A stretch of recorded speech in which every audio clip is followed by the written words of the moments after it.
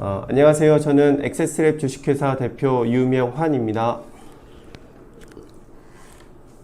원래 한 달쯤 전에 암에 대한 얘기들이 많이 나오고 그 다음에 암 서버에 대한 얘기들도 자꾸 많이 나와서 그래서 실제 이런 세미나 요청들이 좀 많았었는데 이걸 어떻게 하면 해드릴까 고민하다가 아무래도 한 번에 여러 사람들한테 들려줄 수 있는 방법 중에 하나가 유튜브여서 그래서 유튜브 라이브 세미나를 하겠다라고 한 달 전에 말씀드렸는데 우여곡절 끝에 오늘 시작하게 됐습니다. 오늘 만약에 분위기가 좋고 나쁘지 않으면 이제 2주일에 한 번씩은 계속 한번 해보려고 하는데요. 아마 이제 진행을 하다 보면 앞부분의 기술적인 내용이나 이런 것들 뿐만 아니라 2주 사이에 암 컴퓨터나 혹은 암 칩이나 혹은 암 서버 관련된 어떤 소식들이나 내용들이 있으면 그거를 아무래도 이제 기사에 올라오는 내용만 가지고는 잘 내용이 모르는 것들도 있어서 그런 것들 잘 취합해 가지고 여러분들께 실제 이 내용의 이 배경이 뭐고 그 내부에는 어떤 일들이 있었는지 뭐 이런 것들을 제 나름대로 한번 분석해서 공유하는 그런 세미나로 오늘은 좀 간단하게 봐주시고요. 어쨌든 많은 호응 잘 부탁드립니다. 자, 오늘 첫 번째 저희 세미나의 이름이죠. 원래는 아무것도 몰라요 뭐 이런 식으로 준비를 했었던 것 같은데요. 제가 대전 사람이기 때문에 대전 스타일로 만든 암 것도 몰라요 라는 제목의 세미나의 첫 번째 주제는 이겁니다. 다들 왜 그런데요? 지금 전 세계가 암 서버 관련된 내용들이 이슈가 많은데요. 이런 것들이 왜 이렇게 진행되는지 제가 한번 살펴보고 그 다음에 좀 얘기를 진행할까 합니다. 그래서 오늘 첫 번째 주제로 잡은 제목은 다들 왜 그런데요? 시작하기 전에 제가 얼마 전에 어디 특강에 갈 일이 있어서 그때 준비했던 사진입니다. 요게 제가 90년대에 접했던 컴퓨터들의 사진을 제가 인터넷으로 찾아서 보여드린 건데요. 요게 제가 1990년대에 접했던 컴퓨터 모습들인데요. 왼쪽은 제가 1999년도까지 대학원 다닐 때 썼던 컴퓨터입니다. 약간 모습은 조금씩 다를 건데 그때 컴퓨터를 써봤던 사람이라면 펜티엄 2 266에 메모리는 16MB, 하드디스크는 3GB 였던 게 제가 1999년도까지 대학원 때 사용했었던 제 컴퓨터 사양이었고요. 오른쪽은 제가 94년도 처음에 대학 들어갔을 때 저에게 컴퓨터라는 걸 처음 접하게 된 워크스테이션입니다. 저도 딱 이 모델로 시작을 했었었는데 그때 굉장히 이 모델이 충격적이었던 것 중에 하나는 지금 왼쪽에 있는 컴퓨터도 나름 예쁜 모양으로 바뀐 거지만 94년도에 컴퓨터 모니터는 정말 볼품이 없었어요. 그런데 이 녀석은 당연히 가격이 비쌌던 만큼 거의 평면에, 그 다음에 더 충격적이었던 거는 우리 보통 컴퓨터의 콘솔은 검은색의 흰 글씨였는데 이 녀석은 흰 바탕에 검은색 글씨로 나오더라고요. 지금 이제 저에게 처음 유닉스라는 걸로 이제 다가가게 된 선스팍 스테이션 모습입니다. 사실은 여기 마우스도 오른쪽에 보시면 광학 마우스인데 이때 광학 마우스는 밑에 광패드가 있었고 버튼이 3버튼이죠. 그래서 여러분들도 혹시나 리눅스 사용하실 때 왼쪽 마우스 쭉 드래그해서 가운데 휠 버튼을 누르면 카피 페이스트 되는 거 보실 수 있을 거예요. 어쨌든 이 컴퓨터 워크스테이션 한 대가 그 당시 제가 선배들에게 듣기로는 1000만 원이 넘는 가격이라고 했었는데 실제 수치적인 사양은 몇백 메가헤르츠 정도밖에 안 되는 굉장히 낮은 사양입니다. 근데 제가 왜 이 사진을 꺼냈냐면 왼쪽이 그렇죠, 추억의 선이죠. 왼쪽이 인텔 CPU고요. 오른쪽이 이제는 오라클에 인수된 정말로 말 그대로 추억의 썬 마이크로 시스템즈라고 하는 회사의 썬 스팍 CPU 기반인데 이 칩이 리스크 기반이고 왼쪽에 인텔은 시스크 기반이었는데 그 당시 인텔은 서버니 뭐니 할 수도 없을 정도의 굉장히 낮은 사양의 CPU였었어요. 그런데 지금 2000년대를 거치면서 인텔에서 엄청난 수의 서버 CPU들이 굉장히 많이 나왔고, 이제는 서버라고 하면 인텔 서버가 거의 표준화되어 있다시피 한 뭔가 굉장히 시대가 이렇게 90년대를 넘어오면서부터 이렇게 급변했던 걸 한번 보여드리고 싶어서 요 씬을 한번 보여줬고요. 또 하나, 인터넷상에 ARM CPU랑 인텔 CPU 비교할 때 시스크 리스크 비교를 많이 하는데, 물론 저도 그렇게 비교를 했었던 적도 있었어요. 그런데 실제 요즘 나오는 인텔 CPU는 그 내부 구조를 이렇게 명령 단위별로 많이 쪼개다 보면 결국 인텔도 세부적으로는 리스크 기반으로 쪼개질 수 있습니다. 그래서 시스크냐 리스크냐의 개념으로 리스크가 더 유리하다, 아니다, 그렇게 구분하는 거는 ARM 서버나 인텔 서버를 비교하는 거에 좋은 기준은 아닌 것 같고요. 실제 이 CPU 내부의 칩을 어떻게 설계하는지, 또 그거에 대한 칩 생태계가 어떻게 되는지, 그런 관점에서 살펴보시는 게 좋을 것 같아서 한번 사진을 뽑아 봤습니다. 자, 본격적으로 얘기를 해보죠. 우리가 ARM 서버에 관련된 얘기를 할 때 빠질 수 없는 기업이 바로 애플입니다. 제가 10년 전부터 10년 동안 ARM 서버를 개발해 오면서 저희에게는 ARM 서버가 한 몇 차례 붐이 일어날 거라고 판단했던 적이 있었는데, 사실은 한 번도 붐이 일어나지를 않다가 애플이 저희 회사를 도와주듯이 애플의 맥북이 출시되면서부터 그 다음에 이 ARM칩에 대한 이슈들이 굉장히 많아졌는데요. 그게 작년 11월 11일 날 애플이 M1 칩을 공개를 하고, 그 M1 칩이라고 불리는 ARM칩을 맥북에 적용하는 것부터 실제 지금 ARM 서버, ARM 컴퓨터에 대한 굉장히 빠른 내용들이 급변하게 돼요. 개인적으로는 아까 M1 칩에 뭐 여러 가지 좋은 내용들이 있었는데, 제게는 이 유나이티드 메모리 아키텍처라고 해서 뭐 우리말로는 통합 메모리 뭐 구조 뭐 이렇게 뭐 번역을 하던데, 어쨌든 저한테는 이 녀석이 굉장히 쇼킹했던 개념이었습니다. 그리고 저도 암칩으로 컴퓨터를 많이 만들어 오고 있었지만 칩 자체에서 이렇게 변화가 될 수 있다는 것을 한번 보여준 게 요 컨셉이라, 요거는 제가 이따가 설명드릴게요. 어쨌든 애플이 M1 칩을 공개하고 그 M1 칩 기반의 ARM 맥북을 공개를 하면서 저희 회사에도 굉장히 많은 의뢰들이 들어오고 있는데요. 사실은 클라우드 하면 전 세계 넘버원인 아마존이라는 기업이 있고, 이 아마존이라는 기업은 벌써 2018년도 11월달 리인벤트 행사에서 자사가 개발한 ARM 서버용 칩 그래비톤 1이었죠. 그 다음에 그걸 기반으로 한 서버, 그리고 아마존은 그때부터 ARM 서버 기반의 클라우드 인스턴스를 실제 서비스를 하고 있습니다. 그럼에도 불구하고 아마존이 공개한 이후에도 국내에는 거의 ARM 서버에 대한 미동조차 거의 없었고요. 해외에는 이제 아마존부터 시작을 했는데, 국내에 이 ARM에 대한 이슈가 굉장히 많아졌던 건 바로 애플이었거든요. 저 개인적으로는 이렇게 생각을 해봤습니다. 아마존이 그런 것들을 서비스를 하고 만들어도 우리가 이쪽에서 접하는 거는 그저 VM 인스턴스 하나 띄워가지고 쓰는 거니까 피부로 와닿지 않았던 거예요. 그런데 애플의 M1 칩 기반의 맥북은 그냥 저희가 사보면 되죠. 사서 실제 써보니까 피부로 이제부터 와보는 거예요.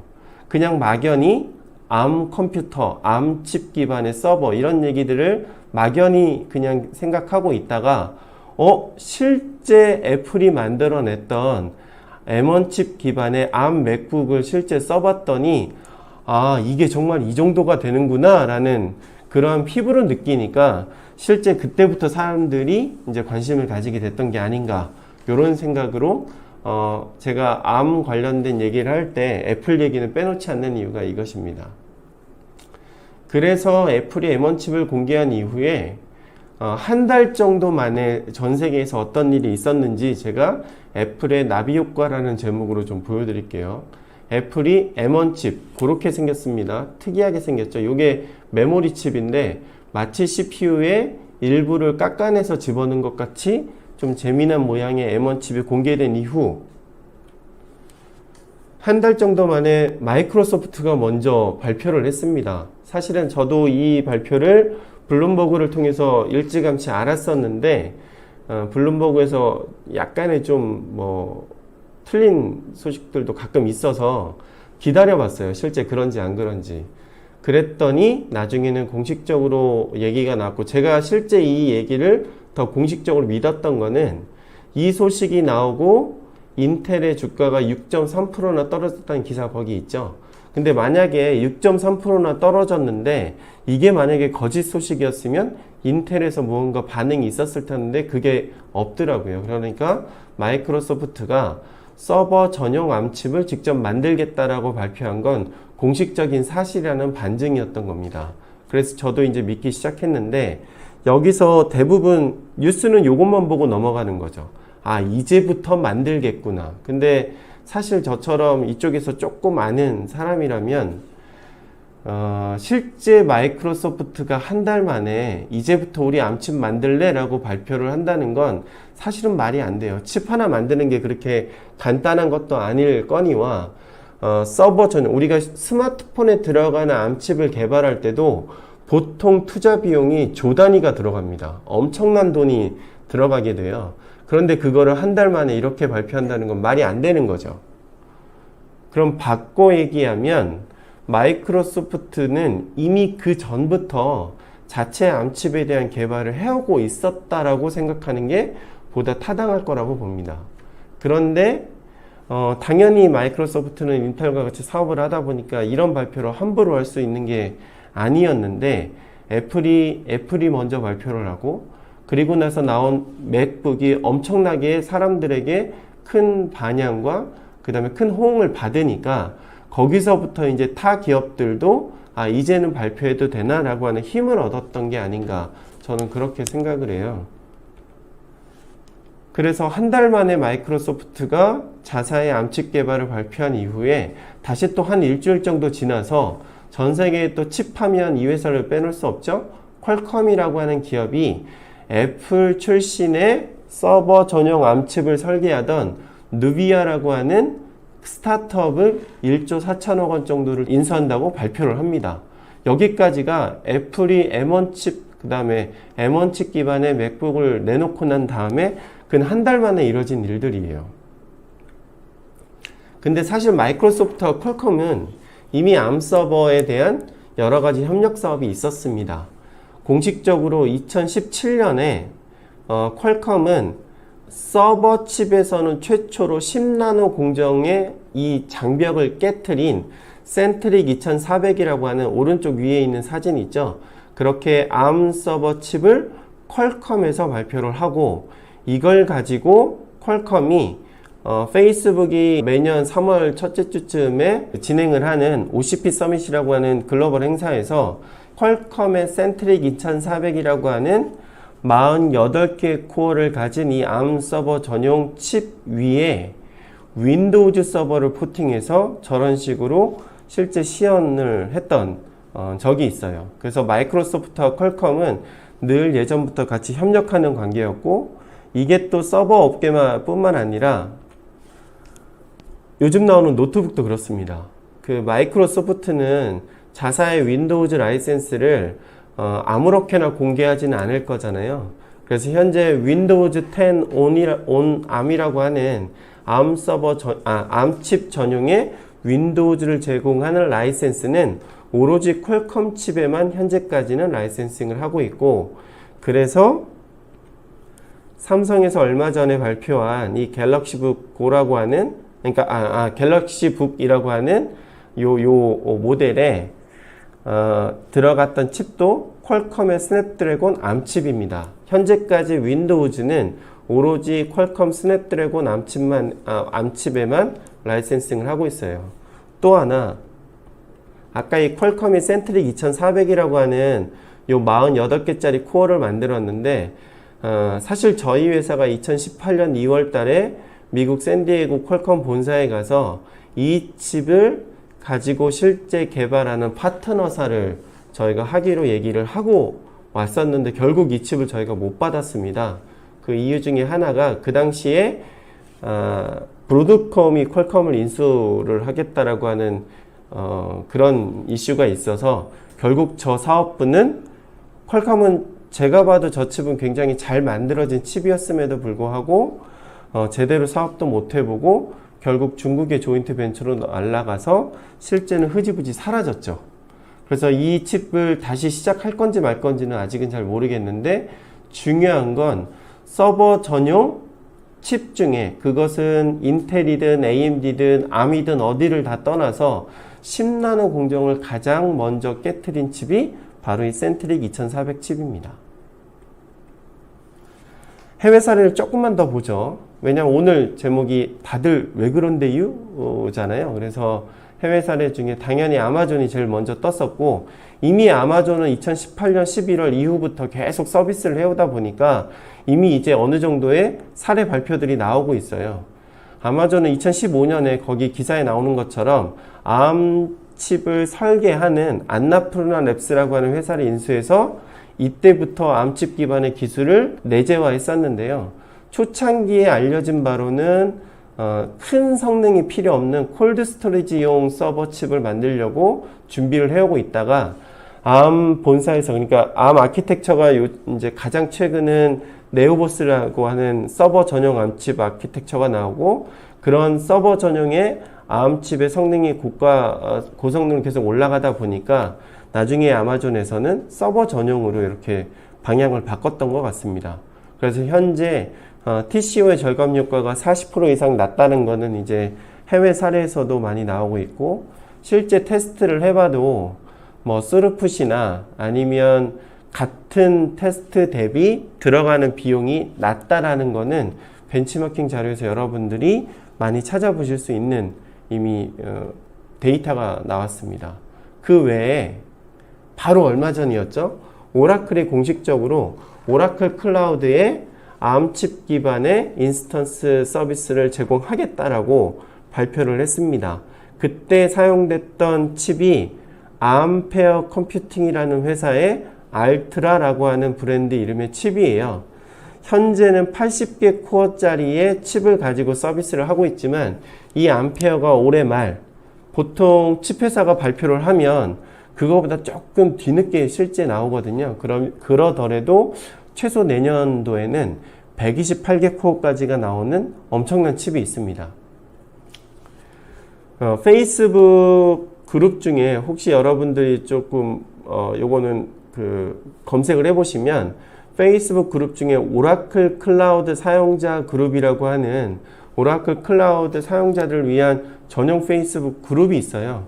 거기에 얼마 전에 이렇게 재미난 그림이 하나 올라왔는데 3기가짜리 ARM 서버 칩 4개 그러니까 쿼드코어에 32GB 메모리의 서버 인스턴스를 1시간 사용하는데 1센트 우리나라 돈으로 따져봤더니 100원이 조금 안 되는 이런 식의 굉장히 낮은 제가 알고 있기로도 전 세계에서 현재 가장 낮은 금액으로 알고 있습니다.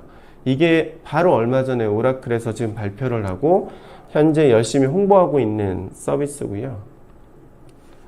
요거는 좀 다른 얘기인데 예전에 제가 암 서버 관련된 발표를 할 때마다 나오는 얘기 중에 하나가 성능이 되겠냐는 얘기예요. 그런데 작년 후지스에서 원래 이 후지스도 64개짜리 암 CPU를 작년이 아니라 2년 전에 벌써 개발을 해놨었습니다. 그리고 그거를 가지고 슈퍼컴퓨터를 후가쿠라고 하는 이름의 슈퍼컴퓨터를 만들었는데 원래 슈퍼컴퓨터는 아실지 모르겠지만 1년에 2번씩 경연대회를 해요. 그래서 탑 500이라고 해서 1등부터 500등까지 성능평가를 딱 순위를 매겨서 이제 서티를 줍니다. 그런데 작년에 둘 다 1등을 바로 이 후지스의 후가쿠라고 하는 ARM 서버 칩으로 만든 슈퍼컴퓨터가 전 세계 1위를 함으로써 ARM 서버 칩이 성능이 낮지 않다라는 것은 이미 입증된 바고요. 사실은 후지스 외에도 유럽에는 몽블랑이라고 하는 불어니까 하얀 산이란 뜻이죠. 이 몽블랑 프로젝트가 2015년경인가 그때부터 이미 ARM 서버 칩으로 슈퍼컴퓨터를 만드는 프로젝트가 있고 탑 500 중에 300 몇 등을 늘 유지하는 걸로 유명한 프로젝트가 있습니다. 그래서 유럽이나 다른 나라들은 ARM 서버에 대한 내용과 실제 적용하는 사례들이 이미 있었죠. 우리나라에는 없었지만.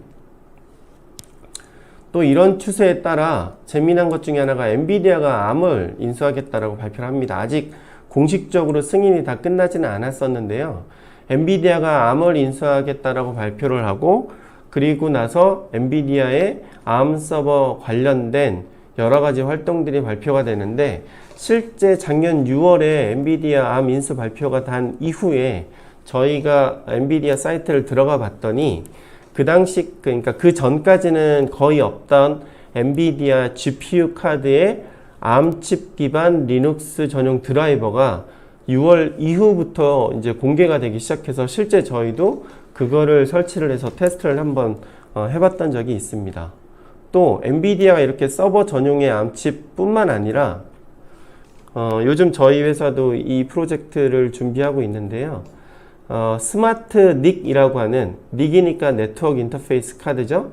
즉 네트워크 카드에 쉽게 말하면 CPU를 하나 포함시켜서 네트워크 카드가 단순 네트워크 카드가 아니라 중앙에 있는 CPU의 로드를 조금 더 분산시키는 용도의 그러한 똑똑해진 네트워크 카드라고 하는 스마트 닉 프로젝트에 ARM 칩이 요즘 많이 사용되고 있습니다. 거기에 지금 제가 발표에 나왔던 것처럼 뭐 예전에는 ASIC도 일부 있었지만 거의 ASIC은 활용도 때문에 거의 못 쓰고 FPGA로 실질적으로 많이 쓰고 있고 아직도 FPGA 기반의 스마트 닉은 있는 중입니다만 요즘은 이런 식으로 ARM 칩을 가지고 많이 만드는데요. FPGA 기반의 스마트 닉과 ARM 칩 기반의 스마트 닉 사이에는 굉장한 차이가 있습니다. 바로 소프트웨어 개발 내용 자체가 달라요.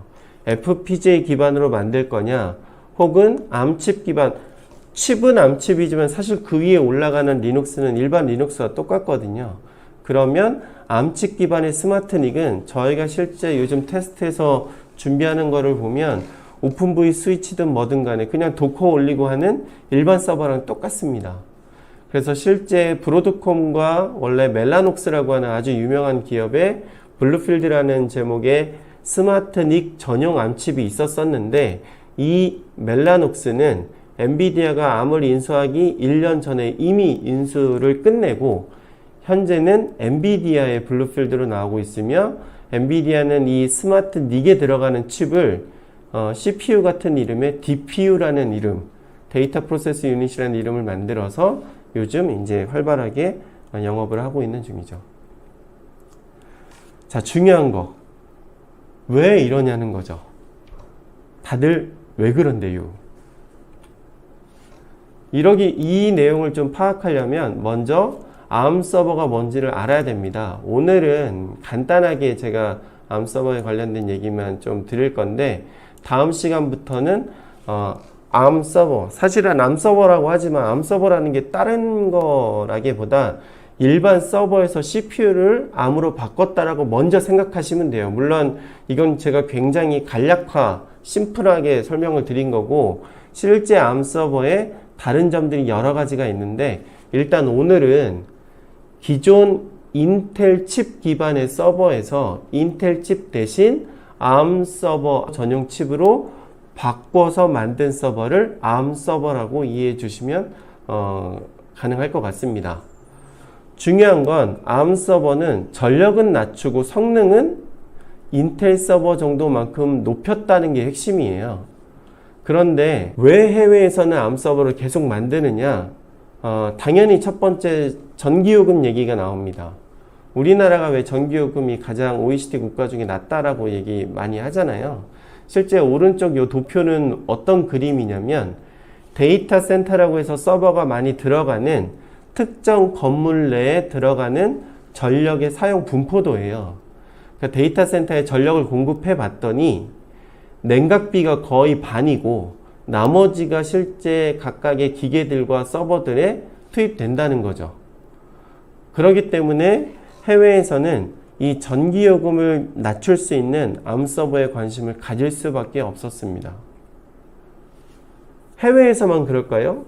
이미 국내에서도 전기요금은 계속 오르고 있어요. 제가 이런 얘기를 몇 번 해보면 이제 업체의 반응이 두 가지로 나뉩니다. 데이터 센터를 직접 지어서 운영하는 기업은 전기요금에 대해서 어느 정도 민감하게 반응하는데, 이러한 데이터 센터에서 일정 상면 면적을 마치 호스팅처럼 월 정액제로 갖다 쓰는 업체들은 전기요금 상관하지 않고 있는 게 대부분이었어요. 어차피 월 정액 내는 건 똑같으니까. 그런데 이건 제 생각인데 전기요금도 아마 지금의 정액제에서 종량제로 바뀌는 날이 곧 오지 않을까 싶습니다. 요 얘기의 핵심이 뭐냐면, 제가 날짜를 비교해 봤는데 근 1, 2년 만에 계속 이렇게 전기요금이 오르고 있고, 전기요금은 예전에 우리가 한미 FTA 된 적이 있었죠. 그 한미 FTA 된 이후부터 전기요금이 계속 매년 몇 점 몇 프로씩 계속 오르고 있어요. 그러면 데이터 센터의 월 전기요금이 보통 10억 단위 정도는 될 건데, 거기에서 몇 프로만 올라가도 굳이 안 내던 돈을 굳이 내니까, 그러면 내가 예를 들어서 전기요금을 1억 원만 더 낸다고 생각을 해보세요. 그러면 전기요금이 1억 원만 더 내는 거면, 그럼 그 1억 원을 내가 보상하기 위해서 마진율 10%를 계산했을 때 실제 내가 영업은 10억 원 이상을 해야 우리가 똔똔이가 되는 거잖아요. 근데 그러기가 쉽지가 않죠. 그래서 이런 부분들에 대한 아직은 뭐 아닌데 저는 그렇게 생각하고 있다는 거예요. 아까 그 전기요금 종량제는 그냥 제 생각입니다. 네. 저는 나중에는 그렇게 될 것 같아요. 요즘 이제 보면. 자, 어쨌든 그래서 해외에서도 그렇고 국내에서도 그렇고 전기요금 이슈인데, 여기서 생각해야 될 거는 정말로 전기요금 소모 전력 이거 딱 하나 때문에 암서버에 그렇게 이슈가 되냐 이거예요. 저는 그렇게 생각하지 않습니다. 그래서 왜 암서버일까라고 하는 몇 가지 제가 생각하는 부분들을 지금부터 조금씩 설명드리려고 하는데요. 첫 번째는 어쨌든 암이다 보니까 저전력, 낮은 전력의 성능은 올리는 고성능에 대한 얘기를 좀 해볼까 합니다. 하드웨어를 해보시면 아시는데, 여러분들이 흔히 쓰시는 블루투스 같은 거 있죠. 보통 블루투스를 우리가 왜 이더넷 케이블을 랜선 할 때 그 랜선은 로컬 에어리어 네트워크라고 하잖아요. 그래서 대략 이제 그 에어리어 네트워크의 그 에어리어 범위가 결정되는데, 블루투스를 뭐라고 하냐면 퍼스널 에어리어 네트워크 팬이라고 합니다. 뭐냐면 사람 한 명 자기 주변 정도만 통신이 된다는 거예요. 그러니까 굉장히 거리가 좁겠죠. 그런데 산업용으로 사용되는 블루투스는 킬로미터 단위까지 신호를 쏠 수 있습니다. 여러 가지 방법이 있어요. 예를 들어서 지금 현재 우리가 쓰는 와이파이나 블루투스는 옴니버스 방식의, 그러니까 옴니 방식의 안테나를 쓰는데 전후 좌우 할 거 없이 예를 들어서 구 형태의 에너지가 퍼져 있다면 이렇게 구 형태의 에너지를 차력이라고 상상을 해보는 거예요. 그리고 그 차력을 막 이렇게 빚으면 일렬로 이렇게 쭉 길어지겠죠. 그러니까 안테나를 지향성 안테나를 쓰면 일반적으로 방향 에너지가 한 곳으로 모여지니까 더 멀리 갈 텐데, 이때 전력을 더 높이면 당연히 더 멀리 갑니다. 우리가 전력은 제가 밑에 공식을 우리 중학교 때 배웠던 공식을 써놨는데, 전력은 전압 곱하기 전류잖아요. 근데 전압은 안 바뀌어요. 그죠? 원래 전격 전압이니까 안 바뀌잖아요. 바뀌는 값은 전류입니다. 여러분들이 전화통화를 오래 하다 보면 전화기가 뜨거워지는 이유는 사람이 느끼는 전류의 힘은 전류에서 나와요. 그래서 뜨거워진다는 얘기는 전류가 이제 높아진다는 거고, 즉 전력이 높고 낮음은 우리 사람이 느끼는 전류가 높고 낮음이니까, 이런 것들을 느끼게 하려면 당연히 성능이 올라가는 건 뭔가 하는 일이 많아진다는 거니까 전류값도 높아져야 정상일 건데, 암 서버의 핵심은 전력은 낮추면서 성능을 어떻게 높였냐 이거예요. 상식적으로는 말이 안 되는 것 같잖아요. 그래서 암칩에서 예전부터 내놓는 그래프가 있습니다. 자, 위쪽은 퍼포먼스가 쭉쭉쭉쭉쭉 올라가는데 밑에 쪽에 에너지는 어때요? 내려가거나 오히려 성능은 올라가는데 내려가거나 아니면 거의 동일하게 유지를 하죠. 이렇게 되는 이유 중에 밑에를 잘 보시면 요 NM이라는 게 나노미터, 우리가 왜 반도체 얘기할 때 나노 공정, 나노미터 이런 얘기 많이 하지 않습니까?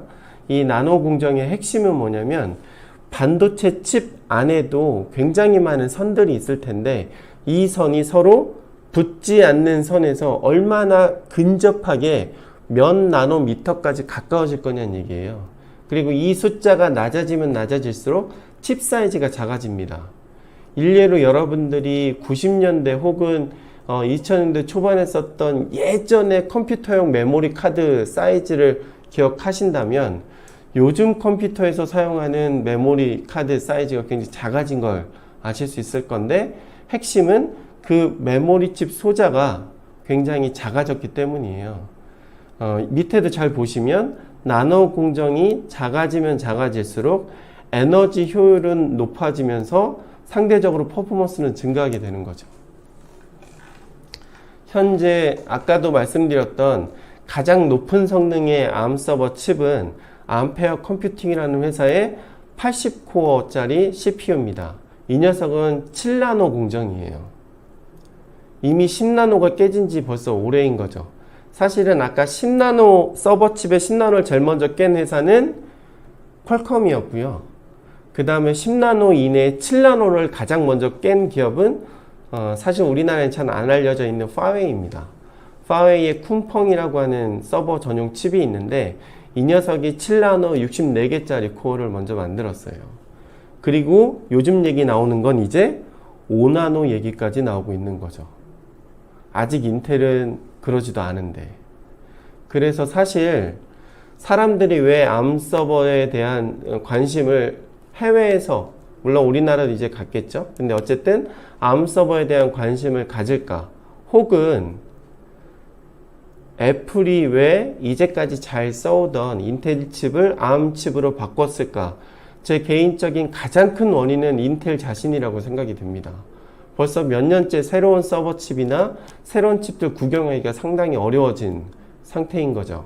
근데 저희 회사처럼 하드웨어 제품을 내놓는 기업 입장에서는 항상 새로운 칩이 나와줘야 그래야 그 칩을 기반으로 한 새로운 제품이 나올 수 있는데 이미 몇 년 동안 새로움이 없었던 인텔 칩을 가지고 더 이상 새로운 제품을 기대한다는 게 어려워진 상태이고, 그러다 보니 예를 들어서 HP나 델 컴퓨터나 서버를 사나 대만에 있는 ODM 그 서버 전용의 이름 없는 서버를 사나 사실 마더보드도 거의 비슷하고 칩도 거의 비슷하기 때문에 경쟁력이라는 게 있을 수가 없습니다. 그래서 ARM 서버가 인기가 대두된 가장 큰 원인 제공은 인텔 자신이지 않나라는 생각이 일단 들었고요. 두 번째는 저는 이제 이게 ARM의 가장 큰 강점이라고 생각하는데 자유로운 칩 설계가 제일 중요한 강점이라고 생각을 합니다. 그래서 시스템 온 칩이라는 얘기가 있는데 어렵지 않게 제가 간단하게 MP3 플레이어를 예를 들어서 설명을 드려볼게요. MP3 플레이어가 있습니다.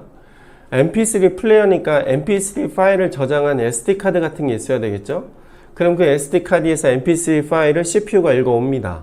그런데 MP3 플레이어, 예전 우리 왜 아이리버나 이렇게 굉장히 작은 MP3 플레이어 생각을 해보세요. 거기에 들어간 칩 자체의 CPU 성능이 낮다 보니까 MP3를 소프트웨어적으로 디코딩하기가 매우 어려웠던 겁니다. 그럴 때 MP3 코덱을 디코딩해주는 디코더 칩이 있어요. 제가 여기 코덱이라고 했는데 MP3 디코더 칩이 있습니다. 그러면 CPU는 MP3 파일을 읽어다가 디코더를 통해서 디코딩을 하겠죠?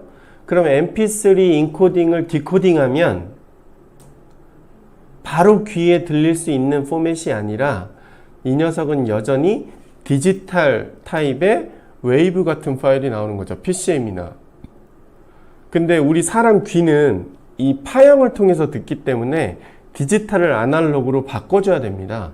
그래서 이 디지털 타입을 아날로그 타입으로 바꿔주는 컨버터라는 DA 컨버터 칩이라는 게 또 있어요.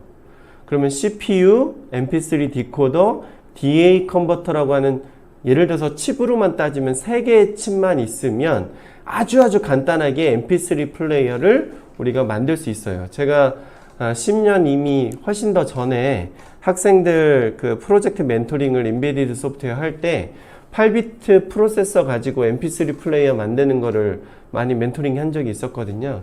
그렇게 해서 여러분들도 쉽게 만들 수 있습니다. 근데 만약에 제가 MP3 플레이어를 만드는 사업가라고 생각을 해보세요. 칩을 3개 쓰는 것보다 이 3개의 칩을 한 칩으로 만들면 가격도 싸지고 사이즈도 줄어드니까 예를 들어서 귀에 걸 수 있는 귀걸이 정도 사이즈의 매우 작은 MP3 플레이어를 또 만들 수 있지 않을까요? 이런 것들, 즉 하나의 시스템을 하나의 칩에 전부 다 담아 놓을 수 있는 걸 우리는 SoC, 시스템 온 칩이라고 그래요. 이게 왜 암 서버의 강점이냐?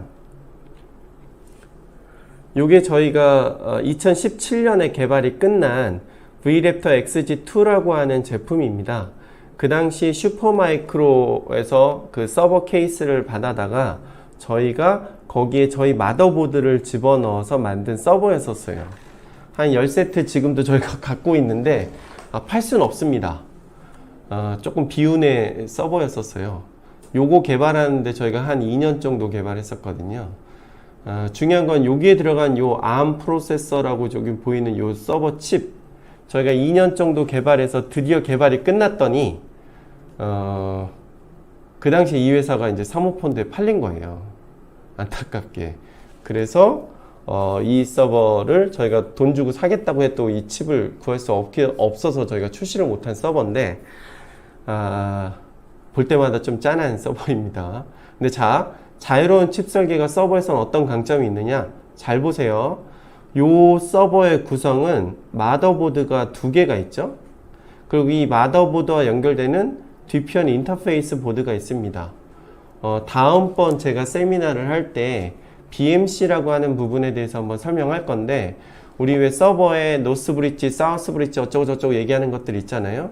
그 뒤편 쪽에 서버를 우리 지금 관리하시는 분들은 서버를 원격으로 전원을 켰다 끕니다.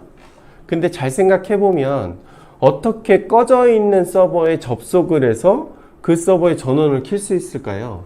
그거는 중앙에 있는 CPU가 아니라 그 서버 마더보드에 작은 칩이 하나 있는 거예요. 그 작은 칩에 우리가 원격으로 접속해서 이 칩에 요 CPU를 켜라, 전원을 켜라 이렇게 요청을 하는 거거든요.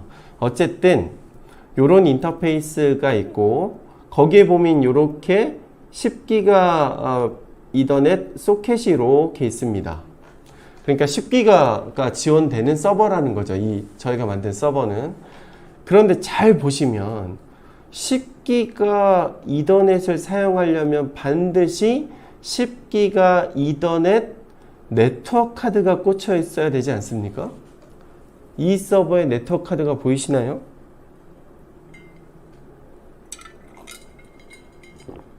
안 보이죠? 네트워크 카드가 있어야 되는데 네트워크 카드가 없잖아요. 그냥 오로지 소켓만 있고. 그 이유는 바로 이 ARM 프로세서, 저희가 사용했던 이 ARM 프로세서는 내부에 10GBps 이더넷 맥이, 그러니까 쉽게 말하면 10기가 네트워크 카드 2장이 이 하나의 ARM 프로세서 내부에 들어있는 칩을 저희가 사용했었어요. 사실 이 소켓도 잘 보시면 높이가 좀 있죠. 그러니까 10기가 2개 소켓짜리입니다. 그래서 한 칩당 2개씩 지원되는데 네트워크 카드가 이미 칩 안에 있으니까 저희는 선만 잘 연결하면 되는 거죠. 이럴 때의 장점은 첫 번째, 보드 사이즈를 줄일 수 있습니다. 당연히 소모된 전력도 낮겠죠. 두 번째, 네트워크 카드 비용이 절감이 됩니다. 당연히 서버 전체 가격이 낮아지는 효과가 생기죠. 전체적인 소모 전력도 낮췄고 가격도 낮췄는데 그런데도 불구하고 구현하기는 훨씬 더 쉬운 거예요. 그래서 ARM 서버의 강점 중에 하나는 이렇게 칩 내부에 실제 인텔 기반의 그 컴퓨터 설계는 인텔은 버스 타입을 굉장히 많이 강조를 합니다.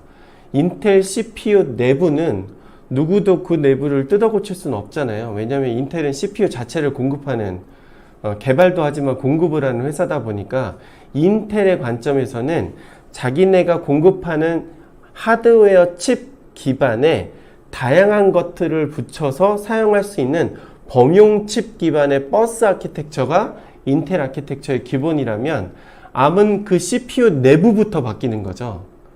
여러분들도 잘 알다시피 영국에 있는 ARM이라는 회사는 CPU의 코어만 줍니다.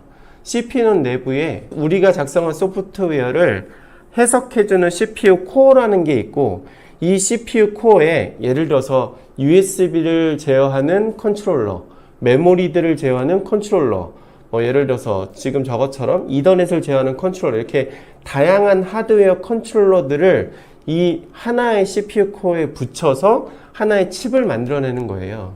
그런데 ARM이라는 회사는 이 CPU 코어를 라이센싱합니다. 그럼 그 코어를 라이센싱한 칩 개발해서 판매하는 회사는 거기에 지금 이 사진과 같이 네트워크 카드 2장을 꽂을 수도 있고, 아니면 자기네는 만약에 로봇에 사용하는 칩을 만들겠다라고 하면 모터 제어에 특화된 별도의 컨트롤을 집어넣을 수도 있는 거죠. 그러니까 ARM은 칩부터 이미 시스템 사양에 맞게끔 이미 내부 구조를 칩부터 설계할 수 있어요.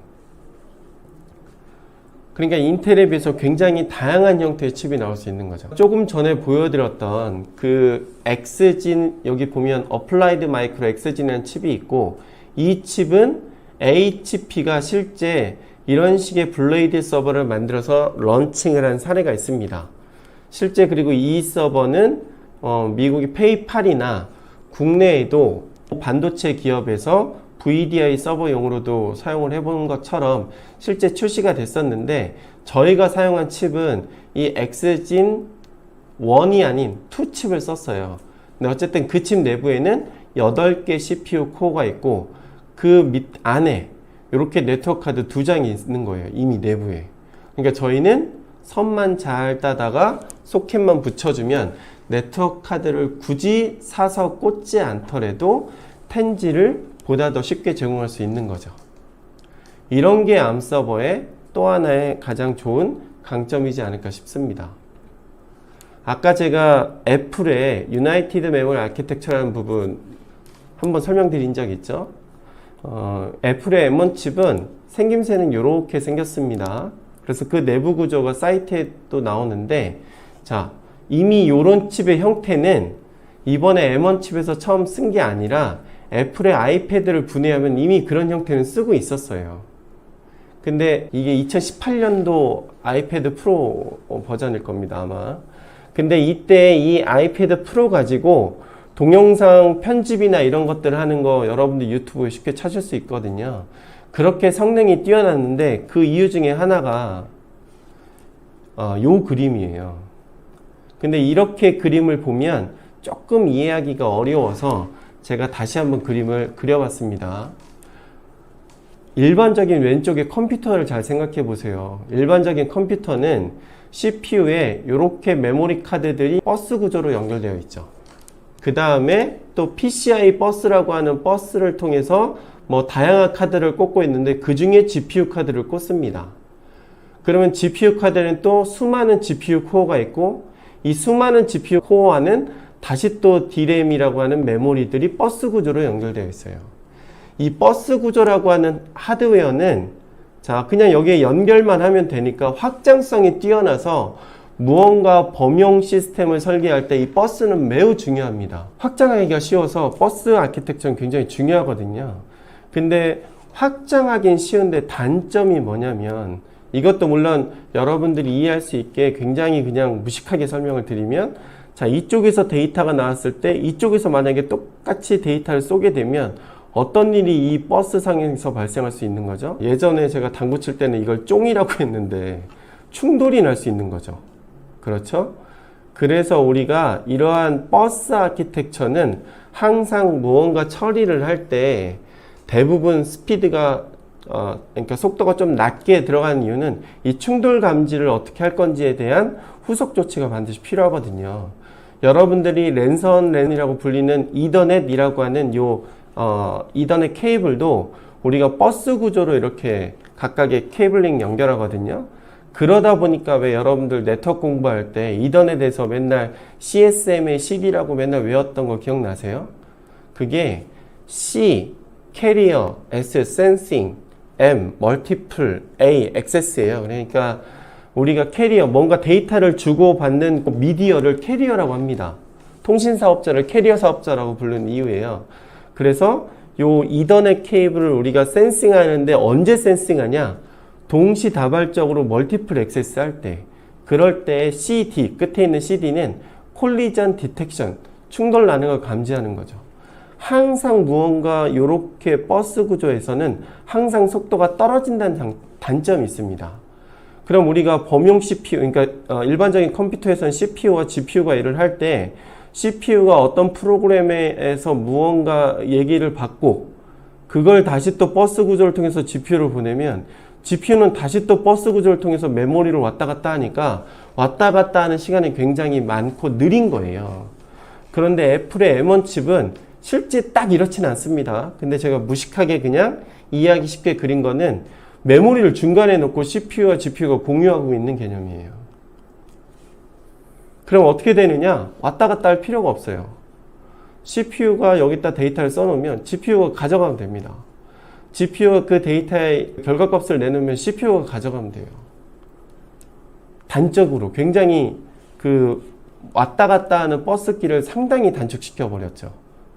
그러니까 칩 설계가 자유로워지면 우리가 원하는 용도에 맞게끔 칩을 아예 내 용도에 맞게끔 자유롭게 바꿔서 전력 소모는 무지하게 낮추고 단가도 낮추는데 성능은 뛰어나게 올릴 수 있거나 거의 비슷하게 대동소이하게 만들 수 있다는 그러한 장점이 ARM칩의 가장 중요한 특징 중에 하나인데 이걸 극명하게 보여주는 게 애플의 M1 칩이었고요. 서버도 사실은 이렇게 자유로운 칩 설계를 해서 저 개인적으로는 기존의 인텔 서버에서 많이 사용됐던 GPU든 아니면 NIC든 뭐든 칩 내부에 많이 넣어놓고 분산을 시키면 상당히 비용과 전력을 줄일 수 있을 것 같은데 한 가지 안타까운 거는 이 ARM 서버 칩을 설계하는 회사들이 칩 설계가 기본이다 보니까 이들이 벤치마킹을 늘 인텔을 벤치마킹해요. 그러다 보니까 서버 전용으로 나오는 ARM칩은 거의 인텔하고 비슷하게 다 오히려 자기 장점을 버리고 이렇게 버스 아키텍처로 바꿔서 내놓는 경우가 많습니다. 저는 이게 너무나 안타까운 거예요. 애플 같은 경우는 오히려 인텔 칩 기반의 설계 방식을 버렸더니 이렇게 뛰어난 성능에 앞서 나가는 제품을 만들 수 있는데 왜 ARM 서버 칩을 만드는 회사들은 거꾸로 인텔 칩 설계 개념을 벤치마킹에 똑같이 따라가는지 그게 제가 오늘 아쉬운 부분인데 어쨌든 현재는 그런 부분들이 아쉽긴 하나 그럼에도 불구하고 인텔보다는 굉장히 칩 설계부터가 자유롭기 때문에 다양한 목적에 만든 서버를 보다 더 쉽게 만들 수 있고 그러면서 전력도 낮추고 가격도 낮출 수 있다는 아주 좋은 장점이 ARM 서버에 있습니다. 그 다음에 세 번째, 요 적은 공간과 많은 서버의 의미는 렉입니다.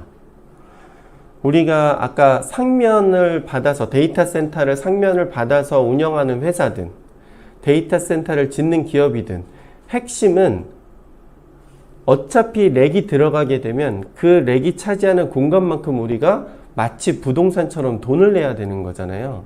그렇다는 의미는 하나의 렉에 최대한 많은 수의 서버를 꽂아 넣는 게 제일 좋습니다. 그런데 제가 이제 ARM 서버를 처음에 만들기 시작할 때 데이터 센터를 공부하려고 데이터 센터에 들어갈 수 있는 프로젝트들은 이제 그냥 뭐 돈 안 받고도 저희가 계속 참여를 해왔었는데요. 이럴 때 이제 그때 살펴봤더니 42U든 맨유든 어쨌든 렉 하나에 인텔 서버나 다른 서버를 빽빽하게 꽂지는 못했어요. 그 이유가 서버에 운영하다 보면 발열이 생기는데 이 열이라고 하는 특징은 쌓이면 쌓일수록 더 커지거든요. 그러니까 공간을 중간중간에 띄워서 대류를 시켜야 발열을 시키는 효과적이다 라고 해서 렉에 100%꽉 차게끔 쓸 수 없는 게 기존의 데이터 센터의 이제 문제였던 거죠. 그러면 요즘 이제 클라우드 쪽에서는 서버를 워낙 많이 쓰니까 하나의 서버에 굉장히 많은 수의 VM들을 띄울 텐데 아무리 서버가 뛰어나다 하더라도 띄울 수 있는 가상 머신의 개수는 정해져 있습니다. 결국은 한 렉에 서버를 많이 꽂아야 되는 거죠. 그런데 암칩은 제가 오른쪽에 써놨죠. 요즘 나오는 가장 좋은 성능의 칩은 80개에서 128개짜리 코어짜리를 씁니다. 저희 회사에서 3기가 32개 코어짜리도 고사양이지만 저가형 서버가 하나 있는데요. 이 파웨이의 쿤펑 서버도 64개 코어. 그 다음에 아마존도 그렇고 아까 후지스의 후가쿠에 들어갔던 칩도 64개. 그러니까 최소한 암 서버에 들어가는 암 칩은 최소 32개에서 요즘에는 80개 코어까지 코어 자체가 굉장히 많아요. 그런데 열도 거의 없어요. 전력이 낮다는 건 열도 없다는 얘기죠. 그러니까 하나의 서버에 띄울 수 있는 가상 머신 자체도 많을 뿐만 아니라 발열이 적으니까 인텔 서버 대비 더 많은 수의 서버를 하나의 렉에 꽂을 수 있습니다. 그러면 같은 렉 투자 대비 많은 서버를 돌릴 수 있다는 거니까 사실은 굉장히 많은 이점들이 있겠죠. 이게 암 서버의 또 다른 장점이지 않을까. 실제 암 서버는 쯤에 2009년이었던가 아마 그럴 건데요. 이 칼세다라고 하는 기업이 서버 전용 암칩을 만드는 것부터 시작을 했는데 이렇게 회색으로 제가 표시한 거는 다 없어진 칩들입니다.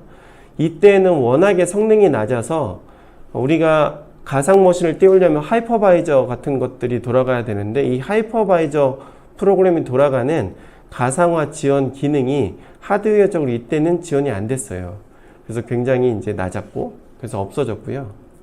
어플라이드 마이크로가 2012년에 처음 서버 전용을 만들었고 사실은 이 어플라이드 마이크로가 암 서버 칩을 가장 먼저 제대로 내놓으면서 그때부터 오픈스택 뿐만 아니라 오픈플로우나 SDN 같은 굉장히 많은 서버용 소프트웨어들을 암 기반으로 올리는데 굉장히 큰 공헌을 한 기업이기도 합니다. 그리고 이 어플라이드 마이크로가 사모펀드에 팔렸다가 다시 리네임된 회사가 이 암페어 컴퓨팅이라는 회사예요. 그리고 그 당시에 KBM, 지금은 마벨이 인수된 KBM의 썬더X 시리즈가 있고 가장 최근은 썬더X3까지는 나와 있는데요. 안타깝게도 이 썬더X는 이제 그렇게 크게 사업은 안 하더라고요. 유럽의 몽블랑 프로젝트가 이 칩을 기반으로 했었는데 안타깝습니다. 그 다음에 3세대에 해당되는 퀄컴의 10나노를 처음 깬 칩이 있고 그 다음에 밑에 있는 작은 칩은 3cm 안에 무려 24개의 CPU 코어가 들어간 엣지 컴퓨팅용 암 서버 칩이 있는데 저희 회사가 이 칩을 가지고 엣지 컴퓨팅 암 서버를 만들었어요. 그 다음에 이제 7나노 공정의 중국 파웨이의 쿤펑 926이라는 칩이 있고 그다음 여러분들도 잘 아는 아마존의 그래비톤이라는 칩이 있고 그다음 가장 최근에는 암페어 컴퓨팅이라는 칩이 원래 여기가 이맥이라고 하는 이 어플라이드 마이크로 엑스진 계열의 칩을 초반에 쓰다가 그 다음부터 아미 네오버스라고 하는 아키텍처가 있는데 그 서버 전용 아키텍처를 가지고 알트라라고 하는 별도의 이 코드명을 가지고 80개 코어짜리 칩을 내서 현재 사업을 하고 있고 그게 아까 제가 오라클 클라우드에 적용됐다는 그 칩이고요. 올해 말에서 내년 초에 아마 128개 코어짜리도 나올 예정입니다.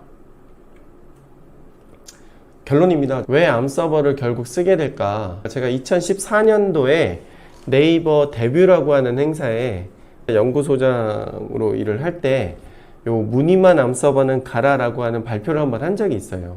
요것 때문에 네이버 랩스와도 인연이 잠깐 있었었는데요. 이때 제가 썼던 결론을 오늘 다시 그때 결론이나 지금 결론이나 결국은 똑같더라고요. 그래서 요 결론을 하고 마무리를 할까 합니다. 암 서버 얘기할 때마다 소모 전력, 그 다음에 가격 이런 얘기 늘 정말 질문 많이 받습니다. 그런데 제가 보기에는 암 서버를 쓰게 되는 이유가 단순히 가격이 낮거나 전력이 낮은 이유만으로 실제 쓴다고는 보지 않아요. 실제로 제가 생각하는 이유는 가용성과 확장성입니다. 암 서버는 전력이 낮기 때문에 아까도 말씀드렸다시피 한 렉에 보다 많은, 상대적으로 인텔 서버보다 많은 수의 서버를 꽂을 수 있어요. 거기에 그 꽂혀진 암 서버 내에 들어간 암 서버 칩은 또 인텔 대비 보통 두세 배 이상의 CPU 코어를 확보하고 있습니다. 그러니까 거기서부터 가상 머신을 띄우든 컨테이너를 띄우든 굉장히 많은 실제 서비스가 돌아갈 수 있는 거죠. 그래서 현재 데이터 센터의 어베일러빌리티를 굉장히 끌어올릴 수 있는 게 암 서버이지 않을까 싶어서 같은 투자 대비 굉장히 많은, 이 가용성이 높아야 당연히 결과적으로 서비스 이익이 있을 거니까 회사 입장에서는 같은 투자 대비 더 좋은 거죠. 그래서 제가 보기에는 암 서버가 저렴하니까 이런 개념이 아니라 같은 가격의 암 서버라도 인텔 서버보다 훨씬 가용할 수 있는 내용들이 훨씬 많은 거예요. 그런 관점에서 보시는 게 좋고, 확장성의 의미는 저희 회사 내부에서 실제 암 서버를 저희 계속 돌리고 있는데 요즘 같은 때 암 서버 에어컨 끄고 가도 내부 온도가 뭐 4, 50도 이상 돼도 사실은 다운되지 않습니다. 그렇다는 얘기는 꼭 데이터 센터 뿐만 아니라 데이터 센터보다 워낙 환경이 열악한 스마트 팩토리, 아니면 스마트 시티, 아니면 대규모 공장 단지나 일반적으로 인텔 서버가 들어가기 어려운 공간이나 또는 칩 안에 다양한 기능들을 SoC처럼 담을 수 있으니까 마더보드 사이즈가 줄어들게 되니까 서버 사이즈가 작아지게 되고, 서버 사이즈가 작아지게 되니까 다양한 환경에 적용할 수 있잖아요. 그래서 암 서버는 꼭 데이터 센터나 일반적인 서버 공간 뿐만 아니라 다양한 분야에도 확장이 보다 더 용이하다. 한번 기술이나 도입을 하게 되면 다양한 분야에도 적용이 굉장히 쉬워서 제가 보기에 결국 암 서버를 쓰게 되는 이유는 가용성과 확장성 이 두 가지가 실제 암 서버를 쓰는 가장 중요한 경쟁력이지 않을까. 요 얘기를 끝으로 오늘 세미나는 마무리하려고 하는데요. 아직까지 시청을 해주고 계시는 분들 진심으로 감사하다 말씀드리고요. 질문을 채팅창에 주시면 그 채팅 내용을 보고 답변 드리고 오늘은 마무리하도록 하겠습니다. 질문 주시면 답변 드릴게요. 워낙에 뛰어난 세미나였나요? 윈도우즈 암 관련 지원은 어떻게 예상하시는지요? 자, 첫 번째 질문이 나와서 답변 드리면 윈도우즈 온 암이라고 하죠. WOA라고도 보통 하는데 암 기반의 윈도우즈 지원은 제가 보기에는 애플 이전과 이후로 달라질 것 같아요. 애플 이전은 사실은 그렇게 큰 신경 안 썼습니다. 퀄컴도 신경 안 썼고 마이크로소프트도 신경을 안 썼어요. 그런데 애플 이후에는 굉장히 급진전되는 거죠. 저는 두 가지를 보는데요. 이 윈도우즈의 암 디펜던트한 부분들이 보다 더 빨리빨리, 이번에 왜 삼성이 갤럭시북 아까 제가 소개해 드렸죠.